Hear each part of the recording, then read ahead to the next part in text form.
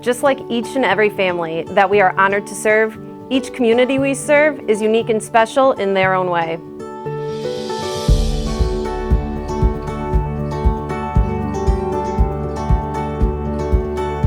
For 3 generations, our family has been fortunate to serve and honor the loved ones of our community.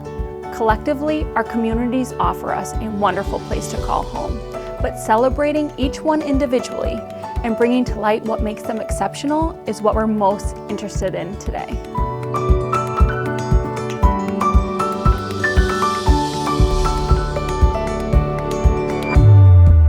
Thank you for letting us be a part of your family and community. Today, we're exploring St. Joe, but let's keep walking with Matt Malone in Y Country.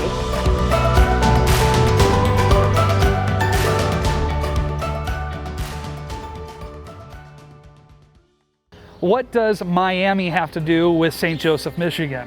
Well, a lot actually, and we're going to tell you about that coming up in just a second.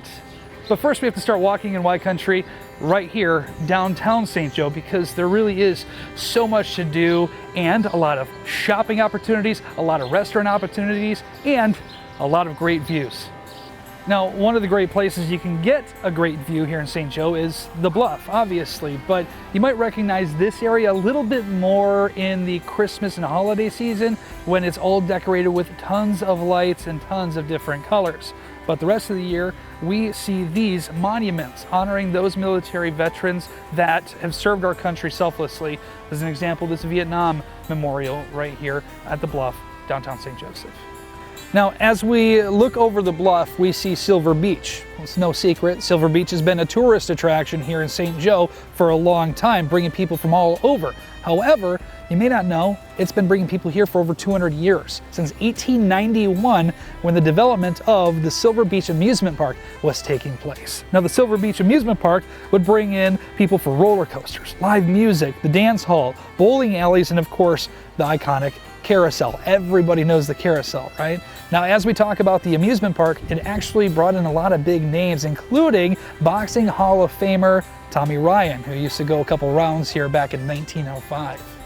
And as we move here to the eye candy of Southwest Michigan, painting beautiful views of sunsets, we have to talk a little bit more about Silver Beach. But it's a beach, right? What's so great about a beach? No, this is the beach where history was made. October 11th, 1899, Augustus Moore Herring successfully flew his aircraft 50 feet across this very sand. Now, where's the piece of history when it comes to this? Well, you know those guys that always get the credit for aviation, the Wright brothers? Well, their flight took place 4 years after Augustus's flight. All right, so St. Joseph, right by the water, we went to the beach. We know that swimming is great, but also another thing that kind of comes to mind when you think about water is boats. And actually, St. Joseph has a long history of manufacturing boats right here. What kind of boats though? Well, it's interesting because the types of boats that were built here were actually rowboats, mailboats, tugs, ferries, firefighters, Coast Guard patrol boats, and even warships for World War II. And if you think back to that time period, that was a time where a lot of the ship manufacturers were actually hiring women to build the ships because men were off fighting in the war. If you remember, we started with one question here, and that question was, what does Miami have to do with St. Joe?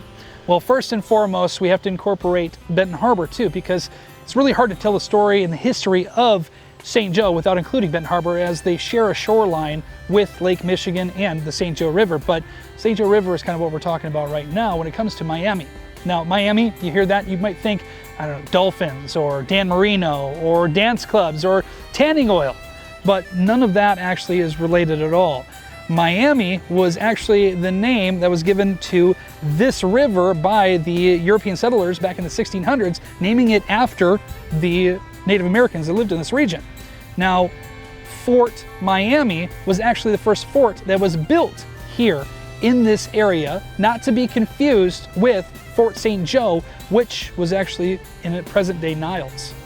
Kind of interesting. Well, I'm Matt Malone, and as we continue to go walking in Y Country, we're going to continue to celebrate the communities here in Southwest Michigan. And that is all because of our community partners, Starks Family Funeral Homes and Cremation Services. If you find yourself in a position where you need to celebrate the life of a family member, know that Starks Family Funeral Homes and Cremation Services is here in your community. We'll see you next month.